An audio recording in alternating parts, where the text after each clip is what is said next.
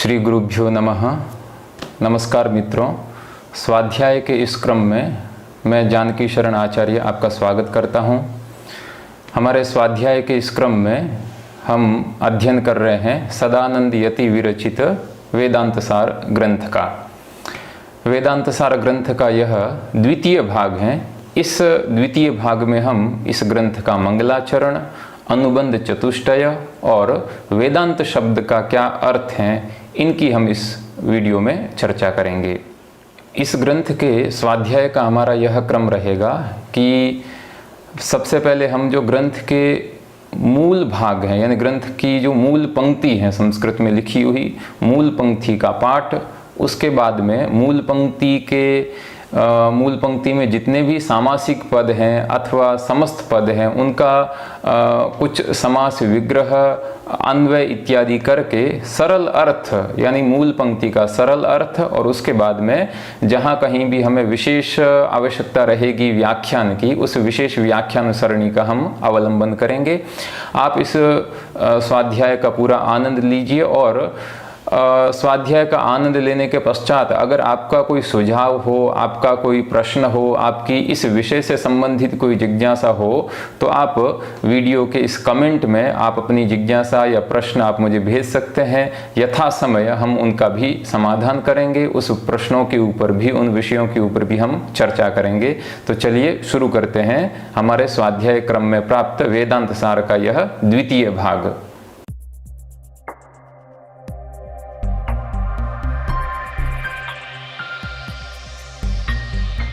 ग्रंथकार ने सबसे पहले ग्रंथ के आरंभ में मंगलाचरण किया है।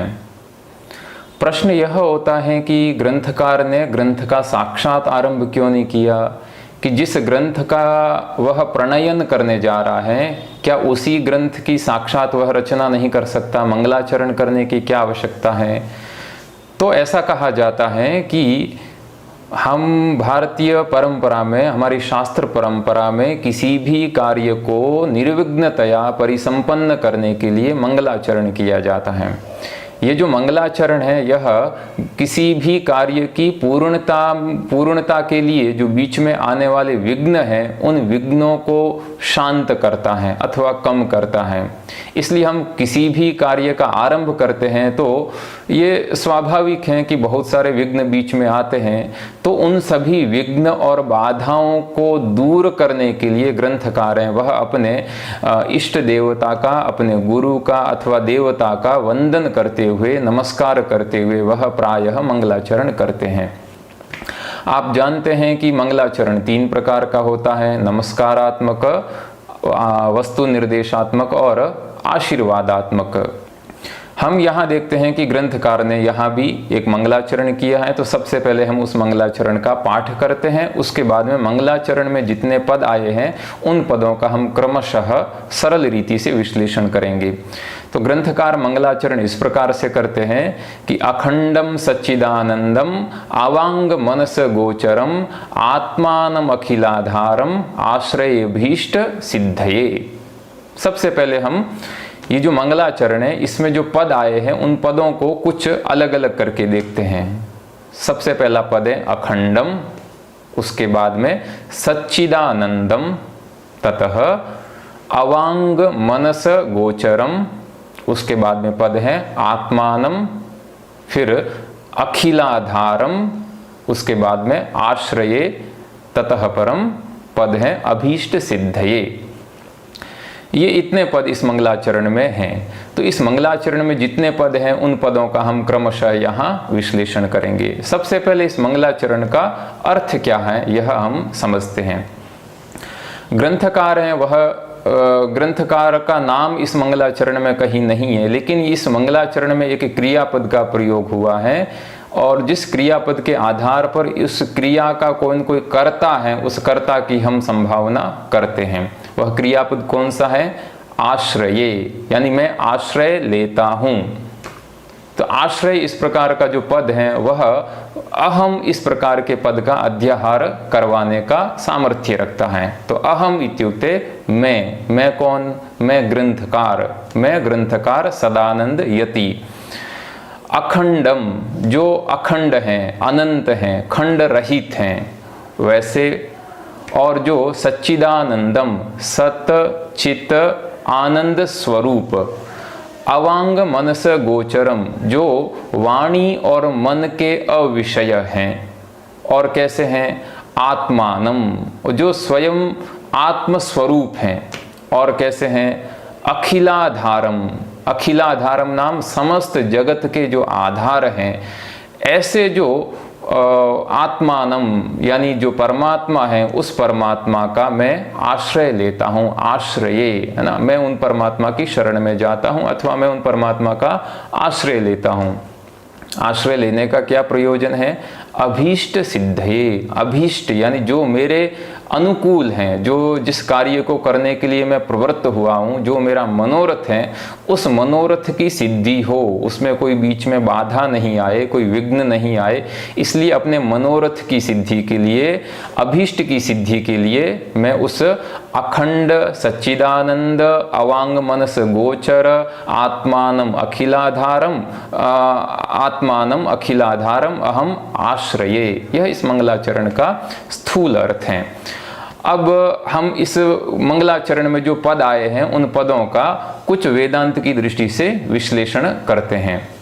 तो सबसे पहले यहाँ जो पद आया है वह पद है कि अखंडम, अखंडम जो पद है वह वस्तुतः अनंत इस प्रकार के अर्थ को बताता है, यानी कि जो परमात्मा कैसा है, तो कहा कि अखंड है, अखंड यानी खंड, खंड यानी भेद विभाग, उनसे रहित हैं।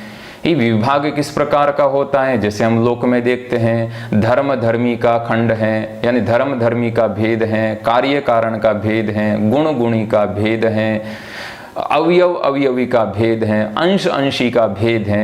तो इस प्रकार के जितने प्रकार के भी खंड होते हैं, भेद होते हैं, विभाग होते हैं, उन सभी विभागों से, उन सभी खंडों से जो रहित हैं, यानी जो निर्गुण हैं, जो निष्क्रिय हैं, जो निर्गुण हैं, जो निरवयव हैं, जो चेतन हैं, ऐसा जो परमात्मा है, उस परमात्मा का वाचक यहाँ अखंड पद दिया गया है ग्रंथकार के द्वारा।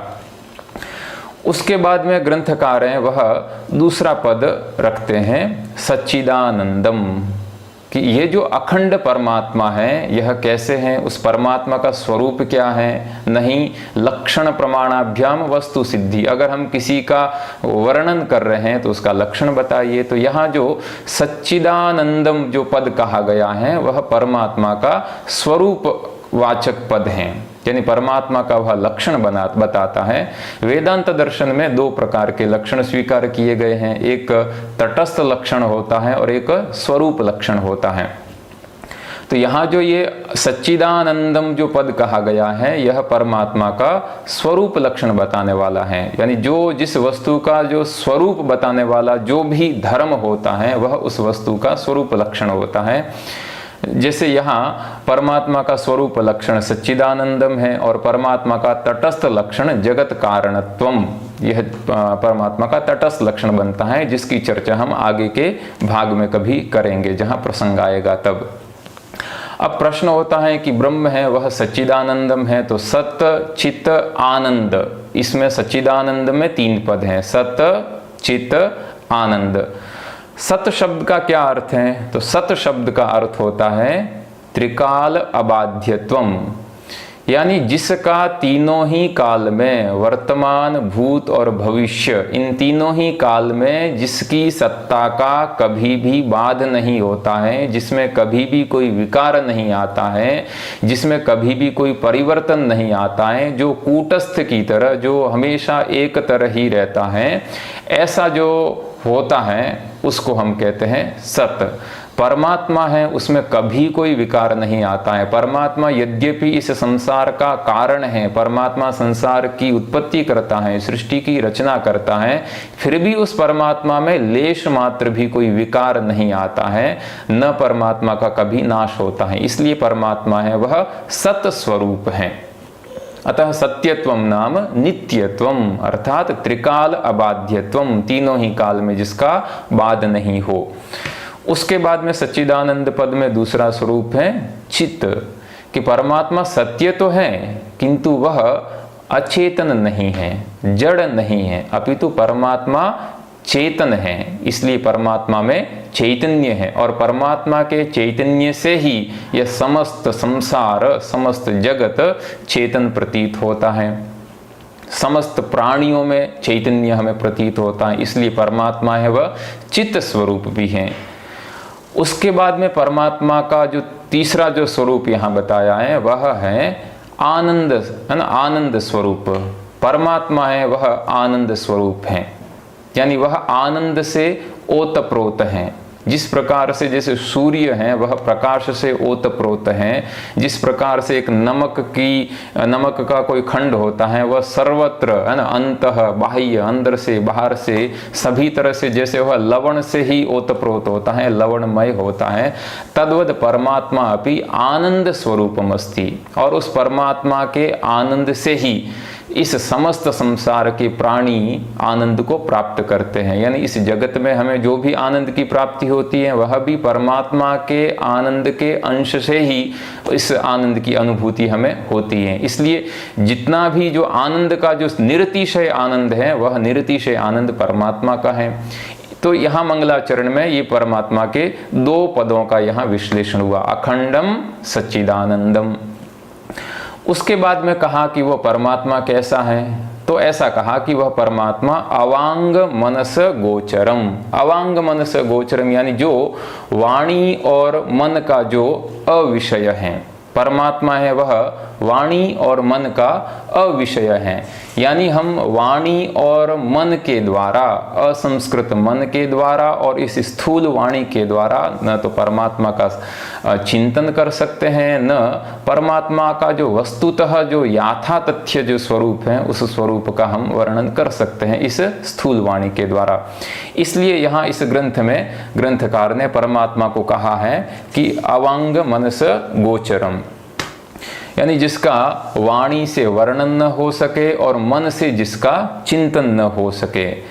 तो इस प्रकार से जो परमात्मा है उस परमात्मा को, जिस परमात्मा का वाचक इस मंगलाचरण में आत्मा यह शब्द है, तो इस प्रकार से आत्मा को वाणी और मन की पहुंच से भी परे बताया गया है। जैसा कि श्रुतियों में भी आत्मा के विषय में इसी प्रकार का उल्लेख है कि यतो वाचो निवर्तन्ते अप्राप्य मनसा सह, है ना, नैव वाचा न मनसा प्राप्तुम शक्यो न चक्षुषा। यानी आत्मा है, उस आत्मा को हम न तो वाणी से न मन से हम उसको प्राप्त कर सकते हैं। तो किसके द्वारा प्राप्त कर सकते हैं? जब हम मन से उसका चिंतन नहीं कर सकते हैं, न वाणी से उसका वर्णन कर सकते हैं। तो ऐसा कहा गया है वेदांत दर्शन में कि यह जो परमात्मा है यह परमात्मा उपनिषदैक गम्य है, यानी उपनिषद प्रमाण के द्वारा ही परमात्मा के स्वरूप का ज्ञान किया जा सकता है। तो उपनिषद प्रमाण क्या है इसकी ग्रंथकार स्वयं आगे चर्चा करेंगे, तब हम विस्तार से इस विषय में भी चर्चा करेंगे। उसके बाद में ग्रंथकार ने कहा कि अखंडम सच्चिदानंदम अवांग मनस गोचरम आत्मानम, यानी वह कौन है ऐसा जो अखंड है, सच्चिदानंद है, अवांग मनस गोचर है, ऐसा कौन है? तो वह है आत्मा। आत्मा नाम अत्र परमात्मा। और यह परमात्मा कैसा है? तो कहा अखिलाधारम, परमात्मा है वह अखिलाधार, अखिल यानी समस्त जगत का वह आधार है। यानी इस पद के द्वारा अखिलाधारम, इस पद के द्वारा आत्मा को अखिल ज्ञेय संसार का आधार कहा गया है। तो जब यह निश्चय हो गया है कि इस प्रकार का जो परमात्मा है वह समस्त जगत का आधार है, तो ऐसे परमात्मा की अगर मैं शरण में जाता हूँ, परमात्मा का आश्रय लेता हूँ, तो मेरी जो अभीष्ट की सिद्धि है, ग्रंथकार चिंतन करते हैं कि मेरा जो अभीष्ट है, इस ग्रंथ की रचना करने का जो उद्देश्य है वह अवश्य पूरा हो सकता है, उसमें अवश्य सिद्धि की प्राप्ति हो सकती है। तो इस प्रकार से ग्रंथकार ने यहाँ मंगलाचरण के द्वारा ग्रंथकार ने परमात्मा का नमस्कार करते हुए यहाँ अपने ग्रंथ का आरंभ किया है। अब हम और कुछ यहाँ पद हैं, उन पदों के बारे में भी विचार करते हैं। ग्रंथकार ने यह कहा है कि अभीष्ट सिद्धये, प्रकृत में ग्रंथकार का अभीष्ट क्या है? तो ग्रंथकार का अभीष्ट है इस ग्रंथ की यानी वेदांत सार ग्रंथ की निर्विघ्न परिसमाप्ति, अथवा एक अभीष्ट यह भी है ग्रंथकार का, न केवल ग्रंथकार का, हम सभी का भी अभीष्ट है कि दुख त्रय की आत्यंतिकी निवृत्ति अर्थात मोक्ष की प्राप्ति। जो हमारे संस्कृति में 4 पुरुषार्थ माने गए हैं उसमें जो परम पुरुषार्थ हैं, क्योंकि वह परम इसलिए है क्योंकि वह नित्य है, बाकी धर्म अर्थ काम ये तीनों अनित्य हैं, किंतु मोक्ष है वह नित्य है। तो ऐसा जो नित्य परम पुरुषार्थ है मोक्ष है, उस मोक्ष की प्राप्ति भी परमात्मा के आश्रय से ही संभव हो सकती है, यही ग्रंथकार का अभीष्ट है। तो इस प्रकार से अपना जो अभीष्ट है ग्रंथ की निर्विघ्न परिसमाप्ति अथवा दुख त्रय की आत्यंतिकी निवृत्ति अर्थात मोक्ष की प्राप्ति, यह ग्रंथकार का जो अभीष्ट है, उस अभीष्ट की सिद्धि के लिए ग्रंथकार कहता है कि मैं परमात्मा, मैं वो जो अखंड सच्चिदानंद अवांग मनस गोचर अखिलाधारम जो आत्मा है परमात्मा है, तम परमात्मानम अहम आश्रय, ऐसा जो परमात्मा है उस परमात्मा की मैं शरण लेता हूँ, यानी उस परमात्मा का मैं आश्रय लेता हूँ। तो इस प्रकार से ग्रंथकार ने प्रथम मंगलाचरण के द्वारा परमात्मा का नमस्कार करते हुए अपने ग्रंथ का आरंभ किया है। अब हम बढ़ते हैं द्वितीय मंगलाचरण की।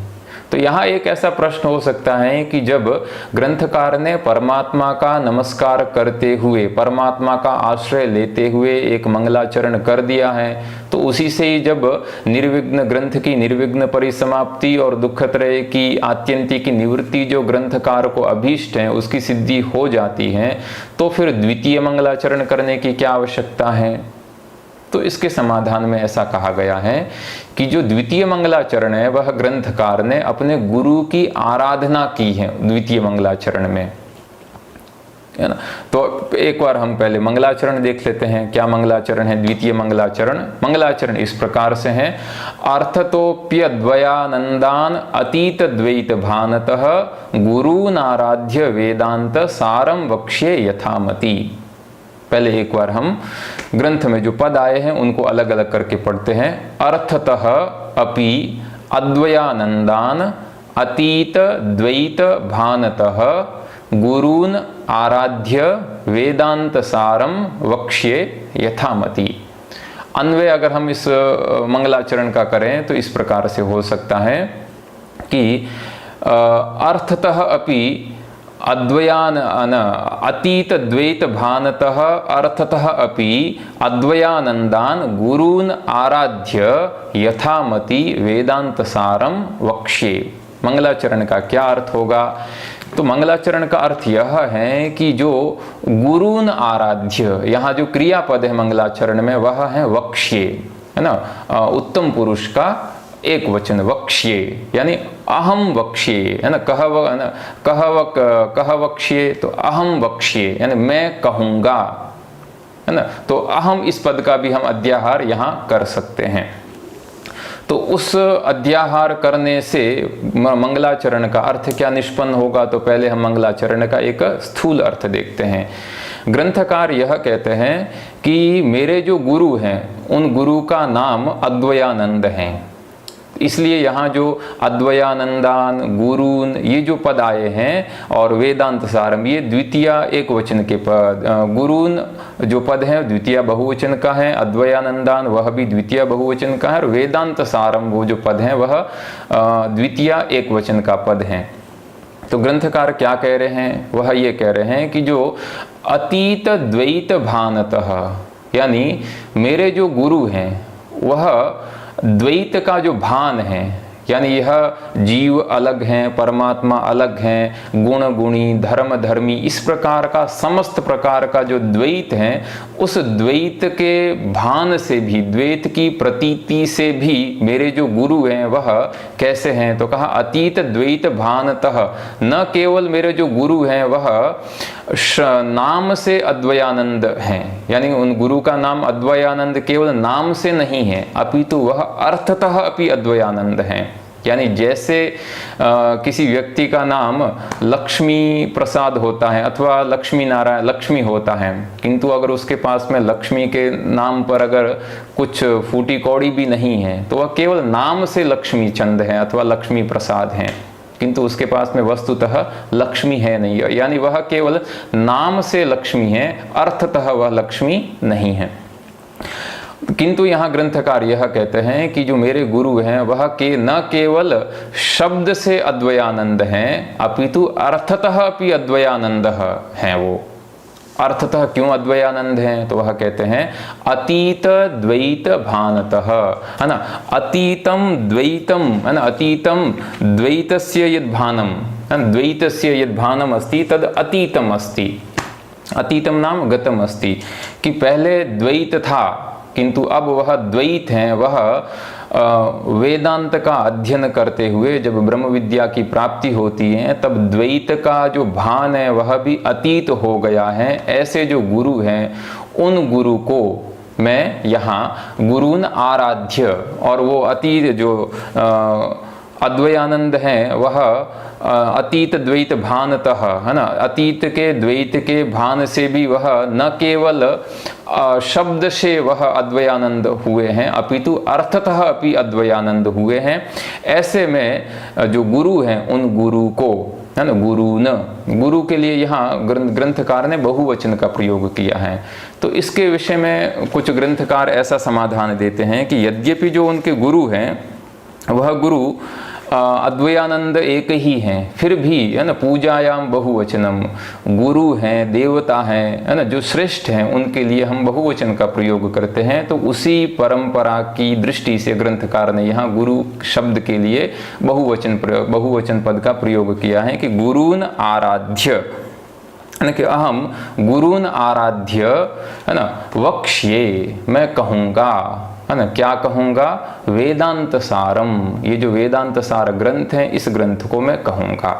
कैसे मैं कहूँगा? यथामति। इस पद का हम विश्लेषण करते हैं। उससे पहले एक विषय जो हमने पहले इस मंगलाचरण के आरंभ में किया था कि जब ग्रंथकार ने पहला मंगलाचरण कर दिया है तो फिर उसको दूसरा मंगलाचरण करने की क्या आवश्यकता हुई है। तो इस विषय में इसका समाधान यह है कि हमारे शास्त्रों में जिस प्रकार से परमात्मा की उपासना को विद्या प्राप्ति का अंग माना गया है, देवता की उपासना को विद्या प्राप्ति का अंग माना है, उसी तरह से जो गुरु की आराधना है वह गुरु की आराधना भी विद्या प्राप्ति में अंग है। गुरु की आराधना किस प्रकार से होती है? गुरु का स्मरण करने से, गुरु का वंदन करने से, गुरु का स्तवन करने से। इसलिए जो ग्रंथकार है वह ग्रंथकार गुरु की आराधना करता है यहाँ, क्योंकि गुरु की आराधना भी विद्या प्राप्ति का अंग है। तो विद्या का अर्थ क्या है? तो विद्या का अर्थ यह होता है कि जो शास्त्रों के द्वारा प्रतिपाद्य अर्थ का जब हमें यथार्थ बोध होता है तब हमें विद्या की प्राप्ति होती है। और इस प्रकार की विद्या की प्राप्ति शास्त्रों के निष्ठा पूर्वक, गुरु भक्ति पूर्वक अध्ययन से ही होती है ना।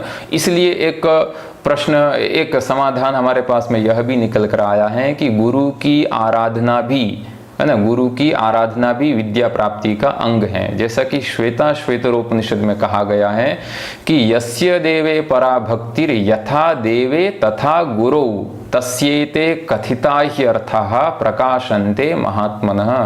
यानी किसी की देवता में जैसी उत्कृष्ट भक्ति होती है उसी देवता के समान अगर गुरु में भी अगर उत्कृष्ट भक्ति होती है तो ऐसा जो महात्मा होता है, निर्मल मन वाला जो मनुष्य होता है, उसको शास्त्र में कहे गए सभी अर्थ हैं वह स्फुरित हो जाते हैं, स्पष्ट रूप से परिज्ञात हो जाते हैं। तो इस प्रकार से शास्त्र की मर्यादा के अनुसार गुरु की आराधना भी विद्या प्राप्ति का अंग है। इसलिए ग्रंथकार ने यहाँ गुरु की आराधना की। गुरु की आराधना, आराधना शब्द का क्या अर्थ है? तो आराध्य, ये जो शब्द है यह आंग उपसर्ग पूर्वक राध धातु से जब त्वा प्रत्यय करते हैं तो त्वा के स्थान पर ल्यप का आदेश हो जाता है, उससे आराध्य शब्द निष्पन्न हुआ है। तो आराध्य शब्द का अर्थ होता है कि जो गुरु हैं वह नाम जो गुरु हैं उस गुरु की मैं मन से, वचन से और कर्म से गुरु का अनुसरण करता हूँ, उनकी आराधना करता हूँ। तो गुरु की मैं इस प्रकार से आराधना करता हूँ।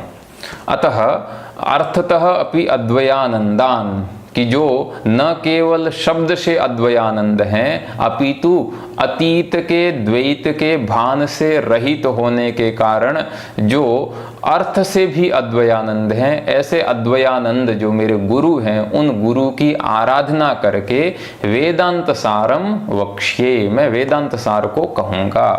अब यहाँ वेदांत शब्द का क्या अर्थ है उसको समझेंगे। उसके पहले एक जो शब्द यहाँ आया है यथामति, इसको हम समझते हैं।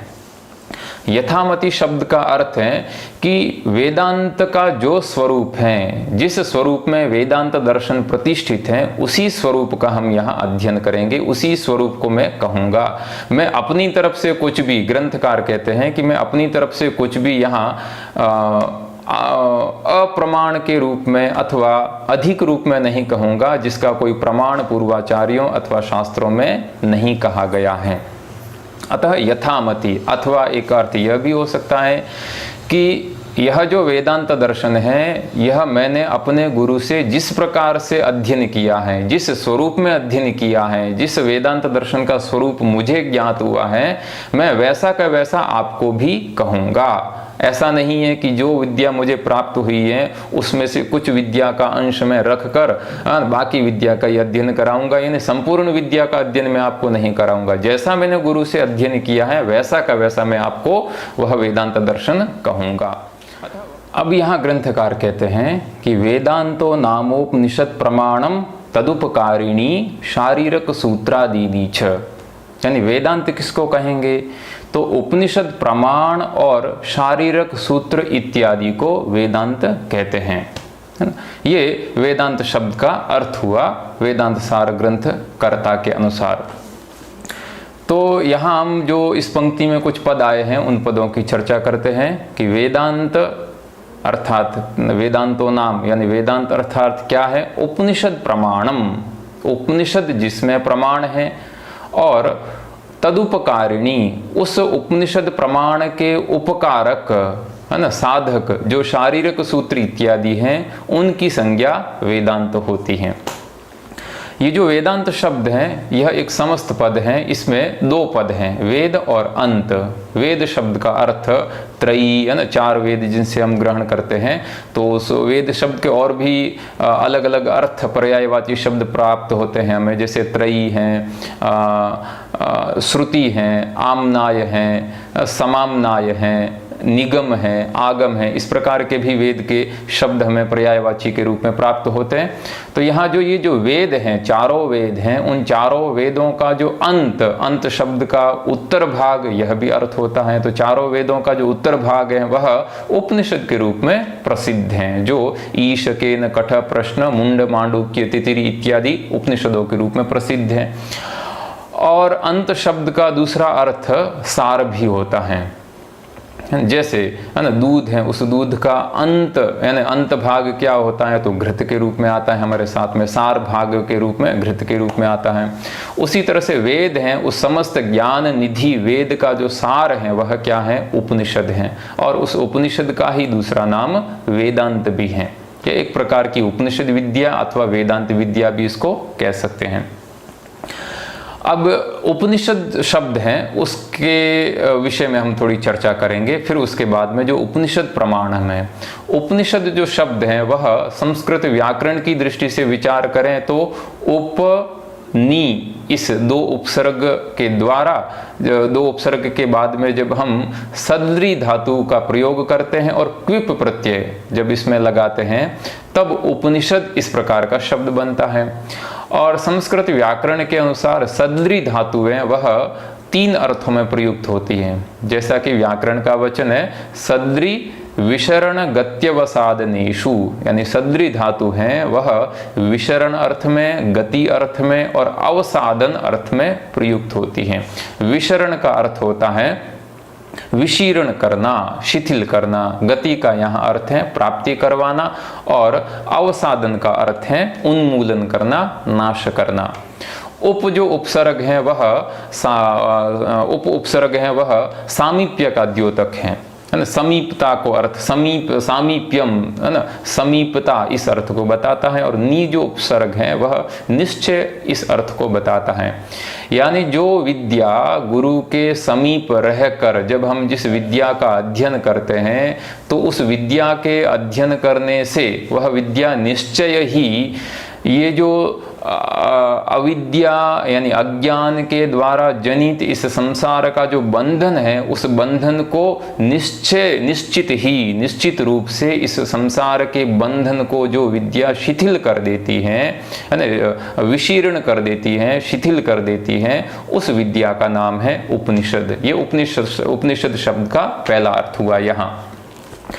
दूसरा अर्थ अगर हम सद्री धातु का अर्थ गति इस प्रकार से हम लेंगे तो उपनिषद शब्द का अर्थ होगा कि जो विद्या गुरु के समीप रहकर जिस विद्या का अध्ययन किया जाता है तो वह जो विद्या निश्चित रूप से ब्रह्म की प्राप्ति करवा देती है। यह जो जीव हैं जो अभी ब्रह्म को प्राप्त नहीं है ऐसा जो अपने आप को मान रहा है, इस जीव को स्वस्वरूप के ज्ञान करवाते हुए इस जीव को ब्रह्म की प्राप्ति करवा देती है, गति करवा देती है इस जीव की, यानी जीव को ब्रह्म की प्राप्ति करवा देती है। तो इस प्रकार से गति करवाने वाली, जीव को ब्रह्म भाव प्राप्त करवाने वाली विद्या जो है उस विद्या को भी हम कहेंगे उपनिषद कहेंगे।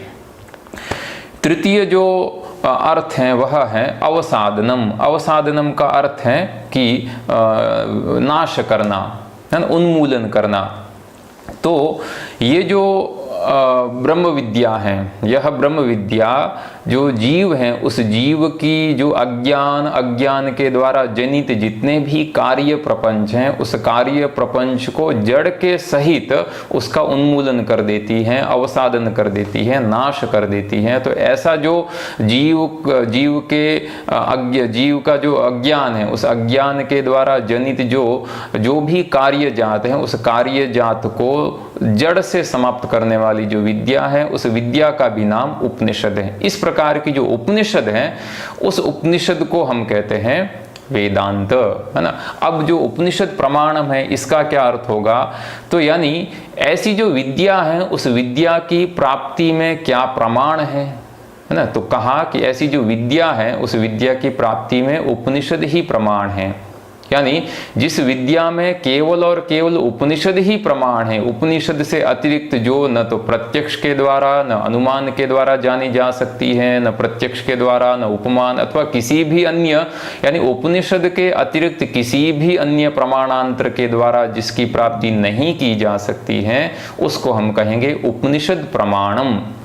कि जिस अतः श्रुति भी पुनः पुनः कहती है कि यह जो परमात्मा है, ये जो ब्रह्म है, यह उपनिषदैक गम्य है। केवल और केवल उपनिषद रूप प्रमाण से ही हम उस ब्रह्म की प्राप्ति कर सकते हैं। और ऐसा जो उपनिषद प्रमाण है उसको ही यहाँ ग्रंथकार ने कहा कि वह उपनिषद प्रमाण है, वही क्या है, वेदांत है। तो क्या केवल उपनिषद हैं उनमें ही वेदांत शब्द का प्रयोग होगा? तो फिर ये जो वेदांत सार है ये भी वेदांत का ग्रंथ है। ब्रह्म सूत्र हैं वह भी वेदांत का ग्रंथ है। ब्रह्म सूत्र के जो भाष्य हैं वह भी वेदांत के ग्रंथ हैं। वेदांत के ऐसे सैकड़ों हजारों जो ग्रंथ हैं उसमें तो वेदांत शब्द का हम प्रयोग नहीं कर सकते हैं। ऐसा अगर प्रश्न आता है मन में तो उसके समाधान के लिए ग्रंथकार ने कहा कि तदुपकारिणी, कि ये जो उपनिषदों में जिस ब्रह्म विद्या का वर्णन किया है उस उपनिषदों में वर्णित ब्रह्म विद्या के उपकारक, यानी उसी उपनिषदों में वर्णित ब्रह्म विद्या का आश्रय लेकर जो ब्रह्म सूत्र है ना, ब्रह्म सूत्रों के ऊपर भाष्य, वार्तिक ग्रंथ हैं और भी बहुत सारे ऐसे सैकड़ों हजारों जो वेदांत के ग्रंथ लिखे गए हैं जो उस उपनिषद प्रमाण के उपकारक हैं, यानी उपनिषद प्रमाण को आधार बनाकर लिखे गए हैं, उनको भी हम वेदांत शब्द से कह सकते हैं, यानी वो भी वेदांत के ही ग्रंथ हैं। तो तदुपकारिणी शारीरक सूत्र आदि नीचे, ये शारीरक सूत्र हैं, यह वेदांत दर्शन की एक पारिभाषिक संज्ञा है। इसके बारे में हम थोड़ा विचार करते हैं। जैसा कि पिछले पाठ में हमने पढ़ा था कि महर्षि बादरायण के द्वारा ब्रह्मसूत्रों की रचना की और उन ब्रह्मसूत्रों का दूसरा नाम शारीरक सूत्र भी है। और उन ब्रह्म सूत्रों के ऊपर विभिन्न आचार्यों ने अपने अपने भाष्य लिखे हैं, जिसमें सर्वप्रथम और सर्व प्राचीन जो उपलब्ध भाष्य है वह भगवान शंकराचार्य के द्वारा लिखा गया शारीरक मीमांसा भाष्य है, जिसको हम शंकर भाष्य के नाम से भी जानते हैं। उनके बाद में भगवान रामानुजाचार्य ने श्री भाष्य, वल्लभाचार्य ने निम्बारकाचार्य इत्यादि ने भी अपने अपने संप्रदाय के अनुसार भाष्यों की रचना की।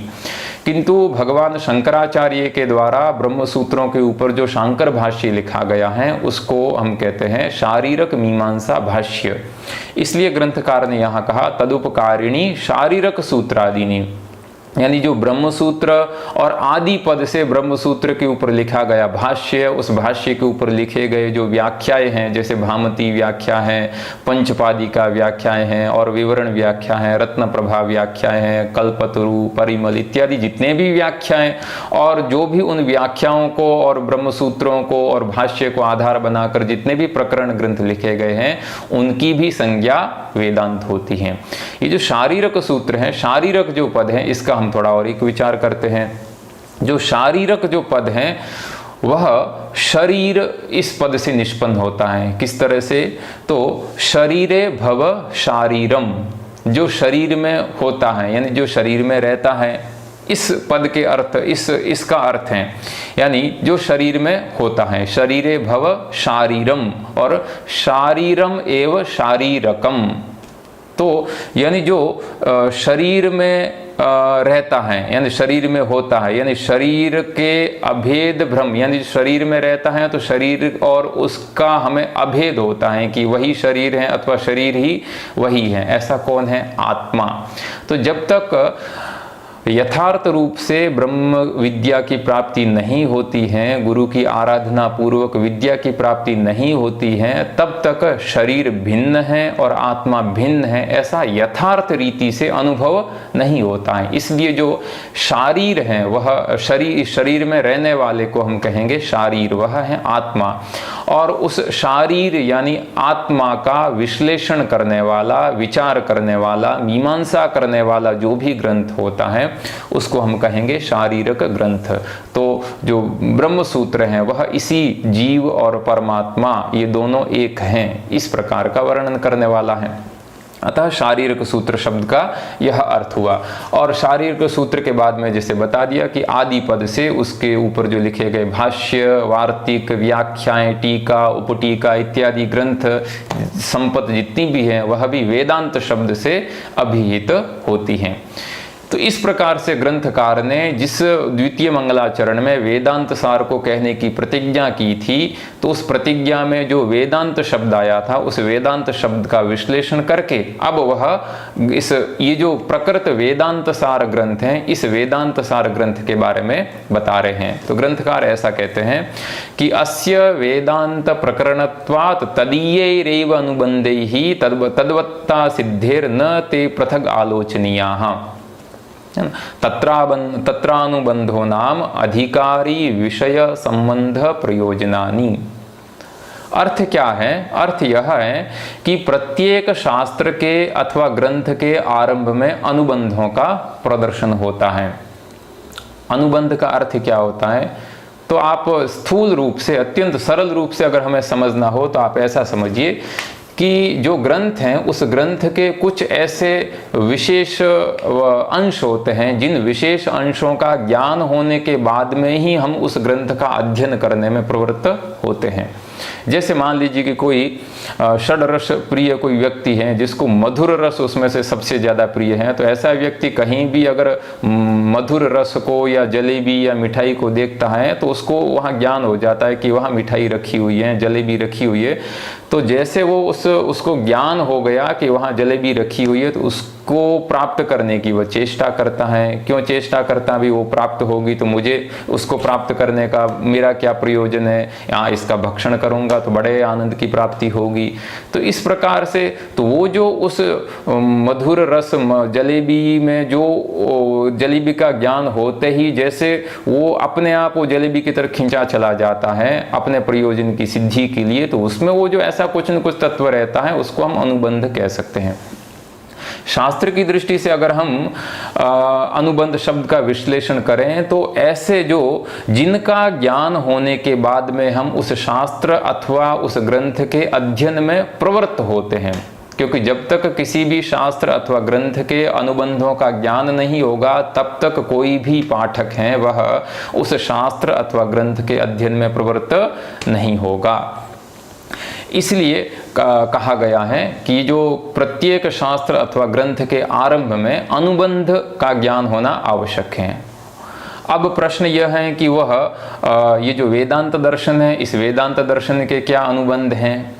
तो ग्रंथकार यह कहते हैं कि अस्य अर्थात वेदांत सारस्य, ये जो जिस ग्रंथ का वर्णन मैं करने जा रहा हूँ, यह जो वेदांत सार है, यह वेदांत सार भी वेदांत प्रकरणत्वात्, वेदांत दर्शन का प्रकरण ग्रंथ होने के कारण, हम पहले पाठ में चर्चा कर चुके हैं कि वेदांत सार है वह वेदांत दर्शन का प्रकरण ग्रंथ है। और प्रकरण ग्रंथ का भी हमने वहाँ एक लक्षण बताया था कि शास्त्रेक देश संबद्धम शास्त्र कार्यांतरे स्थितम आहु प्रकरणम नाम ग्रंथ भेदम विपश्चित। तो ऐसा जो ये जो प्रकरण वेदांत सार भी वेदांत दर्शन का प्रकरण ग्रंथ है, अतः वेदांत दर्शन के जो अनुबंध चतुष्टय हैं वही अनुबंध चतुष्टय इस वेदांत सार के भी होंगे। इसलिए ग्रंथकार कहते हैं कि अस्य वेदांत प्रकरणत्वात् तदीयेरेव अनुबंध है। तदीयेरेव नाम वेदांत दर्शन के जो अनुबंध हैं उन्हीं अनुबंधों के द्वारा तद्वत्ता सिद्धे, इस वेदांत सार ग्रंथ के भी अनुबंध हैं वह सिद्ध हो जाते हैं। यानी वेदांत दर्शन के जितने अनुबंध हैं और जो जो अनुबंध हैं वही और उतनी ही संख्या में और वही अनुबंध इस वेदांत सार ग्रंथ के भी अनुबंध होंगे। अतः न ते पृथग आलोचनीय, इसलिए हमें इस वेदांत सार ग्रंथ के अनुबंध क्या है वह अलग से वेदांत दर्शन से अलग से उसकी आलोचना यानी उसकी विचारणा करने की आवश्यकता नहीं है। तो सबसे पहले जो प्रश्न होता है कि अनुबंध वेदांत दर्शन के अनुबंध कितने हैं अथवा अनुबंध कितने होते हैं, तो ग्रंथकार कहते हैं कि तत्रानुबंधो नाम अधिकारी विषय संबंध प्रयोजनानि।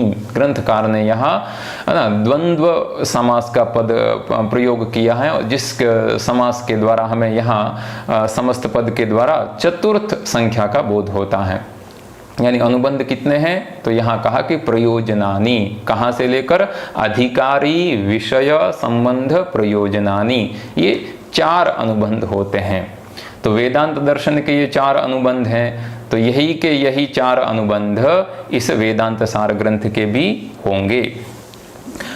अब इस प्रकार से 4 प्रकार के अनुबंध होते हैं और इन 4 प्रकार के अनुबंध जो अधिकारी यानी इस ग्रंथ का अधिकारी कौन है, उसके बाद में इस ग्रंथ का विषय क्या है और उसके बाद में उस अधिकारी का उस ग्रंथ के साथ में क्या संबंध है और उसके बाद में इस ग्रंथ को जब हम ग्रंथ का अध्ययन करते हैं तो उस ग्रंथ के अध्ययन का प्रयोजन क्या है, फल क्या है। तो जब तक ये 4 अनुबंधों का ज्ञान किसी भी पाठक को नहीं होता है तब तक वह जिज्ञासु अथवा वह पाठक उस ग्रंथ में अथवा शास्त्र में वह प्रवृत्त नहीं होता है। इसलिए हम ये कह सकते हैं कि किसी भी मनुष्य की शास्त्र अथवा ग्रंथ में प्रवृत्ति करवाने वाले जो होते हैं उनको हम अनुबंध कहेंगे और वह अनुबंध 4 होते हैं। इन चारों अनुबंधों का विशेष विश्लेषण हम अगले पाठ में करेंगे और ग्रंथकार स्वयं भी वेदांत दर्शन का अधिकारी कौन है, विषय क्या है, संबंध क्या है और प्रयोजन क्या है, इसका विश्लेषण वह करेंगे। तो हम भी ग्रंथ के अगले भाग में विशेष रूप से ग्रंथ के मुख और ग्रंथ की पंक्तियों के द्वारा ही अधिकारी विषय संबंध प्रयोजन इस अनुबंध चतुष्टय का हम विश्लेषण करेंगे। तो आज का पाठ है पाठ को हम यहीं विराम देते हैं। अगर इस पाठ से संबंधित आपका कोई प्रश्न हो या आपकी कोई जिज्ञासा हो या और किसी इस विषय से संबंधित किसी विषय को उप विषय को अगर आपको पूछना है तो आप मुझे इस वीडियो के कमेंट में आप अपना प्रश्न लिखकर भेज सकते हैं और हम यथा समय यथा संभव उन विषयों को भी इस विषय में, इस वीडियो में हम सम्मिलित करने का प्रयास करेंगे। आप ये भी बता सकते हैं कि ये जो पाठ का जो क्रम है और पाठ की जो शैली है, इसमें अगर आपका कोई सुझाव है, आपका कोई परामर्श है, अथवा पाठ इस रीति से भी हो सकता है, अगर आप कुछ देना चाहें तो उस सुझावों का और परामर्शों का भी आपका स्वागत है। हमारी कोशिश यह है कि सरल से सरल रीति से जो जिज्ञासु हैं, जो विद्यार्थी है, उन विद्यार्थियों को इस ग्रंथ का आद्योपांत, पांत उनका अध्ययन हो, आद्योपांत वह इस ग्रंथ का स्वाध्याय करें। आपका फिर से बहुत बहुत धन्यवाद। अस्तु सर्वेभ्यो नमो नमः।